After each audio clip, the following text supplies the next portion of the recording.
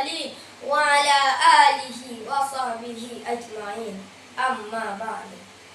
Sahabat Dai Online dimanapun Anda berada, zaman terus berubah, ilmu semakin maju, teknologi semakin berkembang. Namun apakah itu menjamin manusia memiliki akhlak yang lebih baik?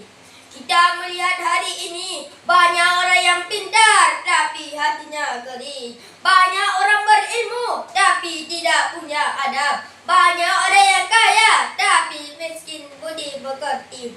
Seolah-olah akhlak telah menjadi sesuatu yang langka di tengah kemajuan zaman. Disinilah pentingnya akhlak mulia. Maka pada kesempatan ini saya akan menyampaikan sebuah pidato yang berjudul Akhlak Mulia Gemilang Bintang di Gelapnya Zaman. Allah Subhanahu wa taala berfirman pada surah Al-Qalam ayat 4. Allah berfirman, Bismillahirrahmanirrahim. Wa innaka ala khulqin azim. Dan sesungguhnya engkau Muhammad benar-benar berada di atas akhlak yang agung. Ayat ini menegaskan bahwa Rasulullah sallallahu alaihi wasallam sebagai teladan terbaik dalam akhlak. Beliau dikenal dengan kejujurannya, kesabarannya, kelembutannya dan kasih sayang semua makhluk. Ilmu tanpa akhlak itu sia-sia. Kekayaan tanpa budi pekerti itu hampa. Kecerdasan tanpa moral itu bencana. Maka siapapun apa status kita, akhlak harus menjadi cahaya dalam kehidupan. Imam Al-Ghazali rahimakumullah berkata, Husnul khulqi wa zawratul islami wa jawharah. Akhlak mulia adalah gambaran Islam dan intinya. Namun kenyataannya, banyak orang yang lebih mengutamakan kecerdasan daripada kesopanan. Banyak yang lebih fokus pada prestasi daripada kejujuran. Banyak yang lebih bangga dengan popularitas daripada akhlak. Bahkan di era media sosial, kita sering melihat orang merasa bebas berkata kasar tanpa berpikir panjang. Orang mudah menghina tanpa rasa bersalah. Orang berlomba-lomba mencari sensasi tanpa peduli etika.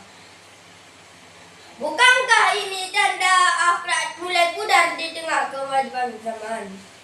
Solusinya, bagaimana caranya agar kita memiliki akhlak yang lebih baik di era yang penuh tantangan ini? 1. Menjadikan Rasulullah sallallahu alaihi wasallam sebagai teladan utama dalam bersikap. 2. Mengendalikan emosi dengan bijak tanpa menyakiti orang lain. 3. Menghormati guru, orang tua dan sesama. 4. Mengendalikan emosi dengan bijaksana dalam pergaulan. 5. Menggunakan teknologi dengan bijak tanpa menyakiti orang lain. Akhlak mulia adalah pakaian yang tidak pernah using. Ia adalah cahaya yang tidak pernah redup. Ia adalah bintang yang selalu bersinar di tengah kegelapan zaman.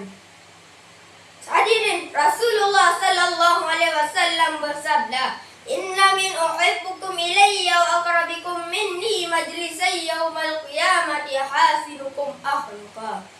Sesungguhnya orang yang paling aku cintai dan paling dekat tempatnya denganku di hari kiamat adalah orang yang paling baik akhlaknya.